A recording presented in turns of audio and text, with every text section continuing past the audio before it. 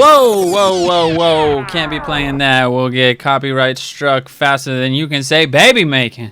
But this week, we do have some Valentine's Day skins for all you Rust freaks spreading love and joy through the land of Rust in your own unique, more often than not perverse way. But who am I to judge, right? You like feet. Good for you. I can't even bring myself to say it. But it's time to break down these skins. Tell you which ones are hot, which ones are not, and which ones I bought. We also have Chinese New Year skins we gotta cover, so let's get into this shit. First things first, we are going to do a quick review of last week's picks because we are always going to keep it 100 around here. First up is the tempered Thompson. And I just need you to say one thing. Show me the money.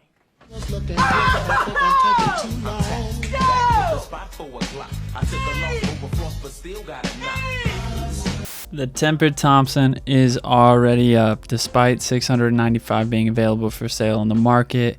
We knew that everybody and their mother was buying this thing, and even in spite of that, it's up. That is a great indicator, and this thing is only going up from here. Lost Soul Crate, same thing. We up. Next up, we have the fish gloves, currently on the community market for $106. Originally, they were on the Steam item store for 99 cents. When you include the tax, we are right around our break-even price point. When you buy anything from the item store, you're going to pay a tax which can range anywhere from 4 to 8% depending on your state. This is important to keep in mind for every item investment. The tax is not as important for less expensive items because it equates to a couple of cents. However, as the item becomes more expensive, the tax becomes a more significant factor. The tax is the main reason why it is often cheaper to pick up a skin on the market rather than from the store. The risk, of course, is the unknown.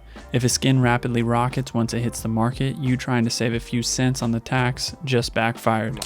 Now it's going to cost you several dollars if you still want the skin. Okay, back to the fish gloves. Once items leave the store and hit the market, one thing you always want to take note of is quantity available for sale. To most of you, this is obvious, but for some of our younger audience members, this is important because of the foundational economic concept of supply and demand. If you have not been introduced to this concept yet, go watch a video about it literally right now. As you can see, there are currently 136 fish gloves available for sale on the market. This is a good number. It is close to the fish shoes, which have seen significant price appreciation, even with 140 available for sale.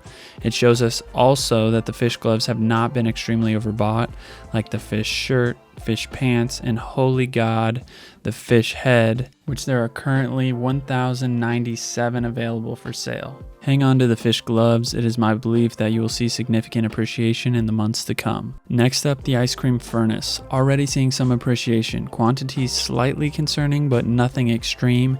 And two other furnaces with similar quantity numbers have ascended much higher. So again, hold tight for the tendies. I told you to stay away from the porcelain crossbow. As of now, you'd be down about 20% or 50 cents. Same thing with the nitrogen hoodie and pants, down 20 to 30 cents. And that's all I have to say about that.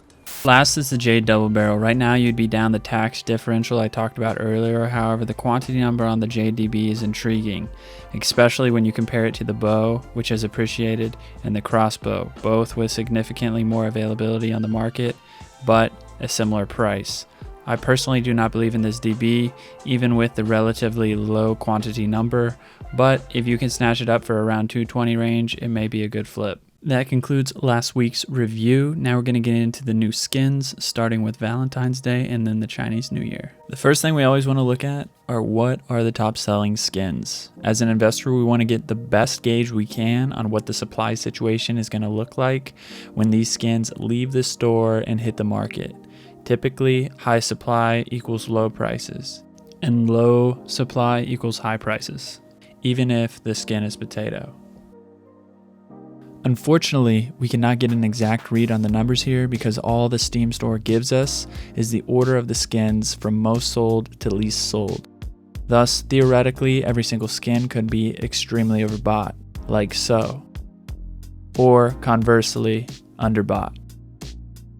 In practice, of course, this typically does not happen, so it is still a useful estimation gauge on what skins are going to have higher and lower supply numbers once they hit the market.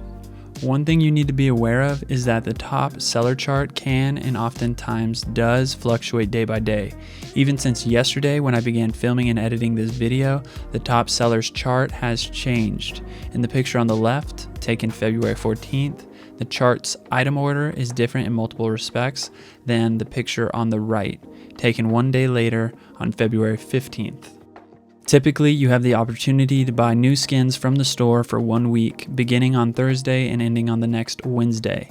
New skins are then released the following Thursday and the cycle repeats itself. I am not 100% sure, but fairly confident that the top sellers chart is cumulative, meaning it totals each skin sales for the week and orders them from best selling to worst. If, on the other hand, the top sellers chart did a day-by-day reset, it would essentially make the chart useless for our purposes. If anyone could 100% verify the mechanics of the chart, you would definitely be mine. Anyways, keeping all this in mind, if you are truly buying skins for pure investment purposes, it is best to buy them on Wednesday before the reset. This is because that is when the top sellers chart will be the most accurate indicator of whether a skin will be potentially oversaturated or not. Alright, buckle up Buttercup, because we are about to fly through these Valentine's Day skins. Starting from the top, the Jackhammer, so beautifully called the Love Injector. This is going to be the first ever Jackhammer skin to hit the market. The only other Jackhammer skin that exists right now is H. June's white Jackhammer skin, which was part of round 4 of the Twitch drops. Being the very first Jackhammer skin ever, and being pink, and being called the Love Injector, this is going up. It's simple. Lover's sheet metal door, it's on the expensive side, but it's better looking than almost every other glowing door. Really clean, role players are going to love it. It's going up. Lovestruck hoodie and pants are the sleepers this week, and I think they could absolutely rock it. We are talking 6X, and here's why. First, these are designed by the same guy who did the No Mercy set, which is probably my favorite overall skin set in Rust, and if you haven't checked lately, then No Mercy skins are banking.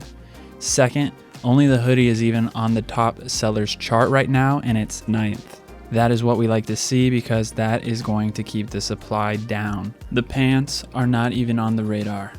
Color and style are always key considerations and can be tough to make judgment calls on when deciding whether something is a good investment. The only other true pink clothing option in Rust right now is the Tough Bunny hoodie and pants. The Lovestruck hoodie and pants are objectively better.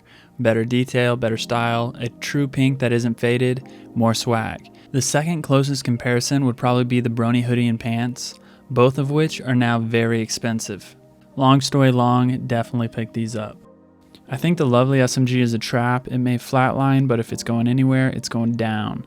SMGs in general don't perform that well. Just take a look at the Symbiote SMG that just came out a few weeks ago. Nobody is trying to craft an SMG. It's nobody's favorite gun. If you think it is your favorite gun, it isn't. And on top of everything else, it is 7th in the top sellers, which is going to inflate supply. If you want this skin, I think you get it for a discount when it hits the market. The last Valentine's Day skin is the Heartstrings bow. Again, like the SMGs in general, bows just don't perform that well. You aren't going to the moon with the bow unless that thing has glowing sights, and guess what? This one doesn't. Nothing about this skin jumps out to me as special. It is very similar to the pink death bow, and I think you will probably be able to pick it up at a discount on the market. The only thing that really might take this bow to the next level is if the supply ends up being really low. Right now, it's not a top seller, so it could happen, but I wouldn't hold my breath. It's gonna be a nah from me, dog.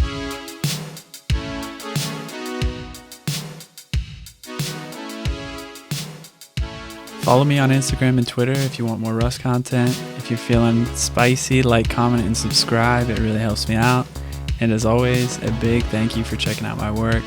I'll see you next time. Cheers.